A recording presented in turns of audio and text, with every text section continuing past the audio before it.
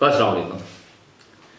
جو بھی اپنی آزادی کے لیے لڑ رہا ہے وہ ظاہر ہے حریت پسند ہے، اور اس کو اپنی سوچ اور اپنے جس طرح وہ چاہتا ہے اس طرح کی زندگی اس کو گزارنے کا پورا حق حاصل ہے۔ یہ بین الاقوامی اصول ہیں، ضابطے ہیں، قانون ہیں۔ ہوتا بھی ایسا ہی ہے، جہاں جس تنظیم کے پیچھے، جس تحریک کے پیچھے کوئی طاقتور ملک کھڑا ہوتا ہے تو وہ کامیاب ہو جاتی ہے۔ مثال اس کی مشرقی تیمور۔ باقی دو جگہ ہیں، کشمیر اور فلسطین۔ آپ دیکھ لیں دونوں کے پیچھے ایک کمزور ممالک ہیں، کمزور لوگ ہیں۔ ایسا نہیں کہ وہ کمزور کوئی مالی طور پر یا کوئی اور دوسری لحاظ سے، وہ اخلاقی طور پر کمزور ہیں، ان کے نظام کمزور ہیں، وسائل ان کے پاس بہت ہیں۔ آپ فلسطین کو دیکھ لیں، فلسطین اپنے حق کے لیے لڑتے لڑتے آج ان کی حالت یہ ہو گئی ہے کہ وہ پورا خطہ جو کبھی ان کا تھا 1948 سے لے کر، وہ تھوڑا ہوتے ہوتے ہوتے آج تقریباً بالکل ختم ہی ہو گیا ہے، اور جو کچھ ان کے پاس رہ گیا ہے وہ ظاہر ہے اسرائیل وہاں بھی بمباری آئے روز کر رہا ہے۔ جنگ بندی ہونے کے باوجود بھی وہ کوئی نہ کوئی بہانہ بنا لیتے ہیں کہ ہم آپ کے پاس ہمارے یرغمال نہیں ہیں، یا کوئی بھی ایسی چیز جو ان کو لگتا ہے کہ یہ ہمارے ملک میں کمزوری کا باعث بنے گی یا ہمارے ملک کو یہ کمزور کرے گی، تو وہ اسی چیز کو بہانہ بنا کر چڑھ دوڑتے ہیں۔ ظاہر ہے چڑھ دوڑنا بنتا ہے آگے جب ہے ہی کچھ نہیں، کوئی مزاحمت کرنے والے کو نہیں۔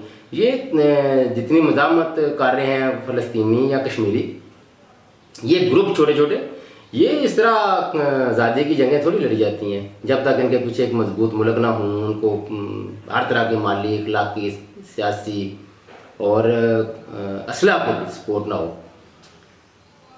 آپ اور یہ بین الاقوامی سطح پر جو بھی اس طرح کا گروپ اپنے حق کے لیے لڑتا ہے اس کو یہ دہشت گرد قرار دلوا کر پھر ان کو مارنا اور آسان ہو جاتا ہے، اور یہی اسرائیل کر رہا ہے، یہی انڈیا کر رہا ہے، اور یہی آپ ان دونوں کا گٹھ جوڑ کہ وہ ایک دوسرے کے قتل و غارت کے جو طریقہ کار ہیں وہ آپس میں شیئر کرتے ہیں، کس طرح جینوسائیڈ تقریباً ان کی نسل کشی اس حد تک کر دیتے ہیں، وہ کر رہے بھی ہیں، تو وہ آپس میں مل رہے ہیں۔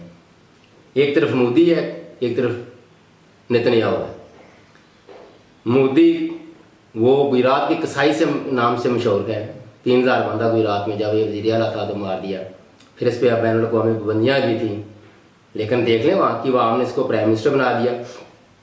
تو چھوٹی تنظیم، چھوٹے عہدے، اس طرح کی جگہوں پہ آپ پر کوئی پابندی لگ سکتی ہے، لگ جاتی ہے، اور دنیا لگا کر دبا بھی دیتی ہے، لیکن اسی بندے کو وہاں کی عوام نے جب پرائم منسٹر بنایا تو دنیا ان کو ویلکم کرنے پہ مجبور ہے، کرتی بھی ہے۔ پہلے مجبور تھی، اب وہ خوشی خوشی سے کرتے ہیں۔ کیوں؟ کیونکہ وہ ان کے ضروریات کے مطابق یہ بندہ فٹ ہے، کام کر رہا ہے، تو لہٰذا کوئی مسئلہ نہیں ہے۔ ہاں، انسانی حقوق کے حوالے سے ظاہر ہے وہ ایک پریشر رکھتے ہیں غریب ممالک پر، یا ایسے ممالک، انڈیا غریب نہیں ہے لیکن ظاہر ہے اس کی جو اخلاقی جو سطح ہے، صورتحال ہے، یا انسانی حقوق کے حوالے سے کشمیر میں، باقی میزورم، ناگالینڈ، خالستان اور اس کی جو چھوٹی چھوٹی ریاستیں، جہاں آسام، جہاں علیحدگی پسند کی طریقیں چل رہی ہیں، تو ظاہر ہے اس حوالے سے وہ اس کو اخلاق اور انسانی حقوق کے حوالے سے تھوڑا سا دبا لیتے ہیں، یہاں پریشرائز کرتے ہیں۔ دبانا کیا ہے؟ پریشرائز کرتے ہیں، اور اپنے حق کے لیے کسی چیز کو بھی، کسی سچویشن کو بھی وہ استعمال کر لیتے ہیں۔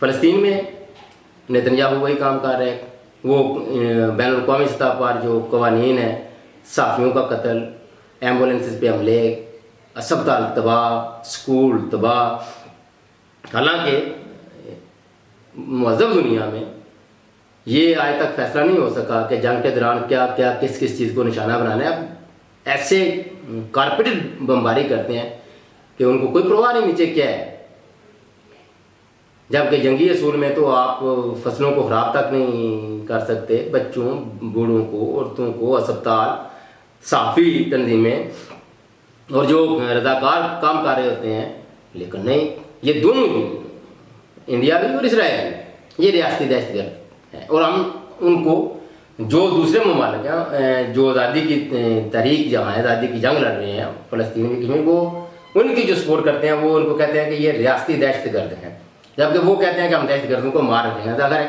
پہلے دہشت گرد کسی کو قرار دلوانا، پھر اس کے بعد اس کو پچاڑ توڑنا، اور دونوں طرف سے ایک ہی. تقریباً وہاں بھی 1 لاکھ سے زائد شہادتیں ہو چکی ہیں، کشمیر میں بھی ابھی 1 لاکھ تو آخری 10 15 20 سال سے ہم سن رہے ہیں کہ یہ اتنی شہادتیں ہیں جی 1 لاکھ. اب وہ وہاں فگر اس کے بعد آخر ہے کوئی نہ آئے، نہ کسی نے کوئی کوشش کی، نہ انڈیا اور فلسطین دونوں تھا، ان کو کیا دباؤ خراب ہے ان کا کہ وہ آپ کو فگر دیں کہ ہم نے اتنے لوگ مارے ہیں.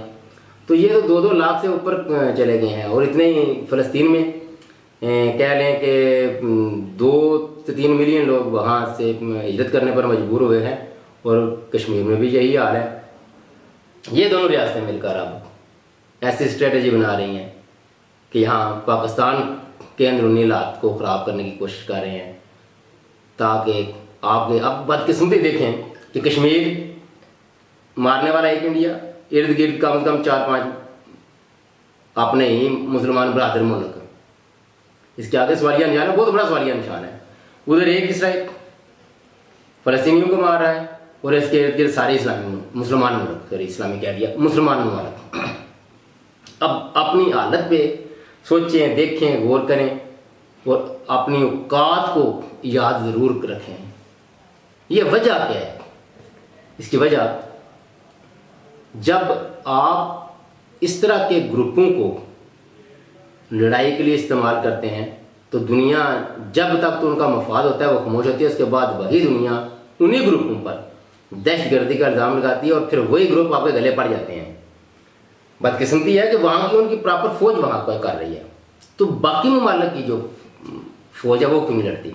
مطلب پاکستان جہاں سے لشکر طیبہ، جیش محمد اور پتہ نہیں کون کون سے گروپ ہوتے تھے جو جا کے آزاد کشمیر میں جہاد کرتے تھے، کیوں؟ فوج کس کام کے لیے ہے؟ فوج کس کام کے لیے ہم اتنا بڑا بجٹ اس کا برداشت کر رہے ہیں؟ فوج کیوں نہیں لڑتی؟ نمبر 1. اور یہ کام ہی فوج کا ہے، یہ تو گروپوں کا کام ہی نہیں ہے. اور اسی طرح حماس، ان کی نمائندہ تنظیم، پہلے تو اس پہ ویسے بھی پابندیاں تھیں، جب ان لوگوں نے وہاں کے لوگوں نے ان کو بطور جمہوری جماعت منتخب کر لیا تو پھر بھی ان کو دہشت گرد قرار دیتے رہے، قرار دے کے ان کو مارتے رہے. یعنی تسلیم ان کو کرنا ہے جو ان کے ساتھ بات چیت کرنے میں نرمی دکھائے، یا ان کا حکم حکوم مانے اور محکوم بن کے رہے. ان کی وہ جماعت ٹھیک ہے، لیکن جو جماعت سر بلندی اپنے سر اٹھا کے بات کرے وہ ان کو منظور نہیں ہے. اور اسی طرح وہاں سعودی عرب ارد گرد، وہاں سعودی عرب میں جو 37 ممالک کی اتحاد کی جو فوج بنائی ہے وہ کیوں نہیں لڑتی؟ کیوں حماس لڑے؟ کیوں گروپ لڑے؟ یہ مسلمان ممالک کو سوچنا چاہیے، مسلمان ممالک کی عوام کو بھی سوچنا چاہیے، آواز بھی اٹھانی چاہیے، سوالات بھی اٹھانے چاہیے کہ کشمیر میں اگر لڑنا ہے تو پاکستانی فوج لڑے، فلسطین میں اگر لڑنا ہے تو وہ جو 37 ممالک کی فوج بنائی ہے وہ لڑے، یہ گروپ نہیں. اب تک کے لیے اتنی. اللہ حافظ.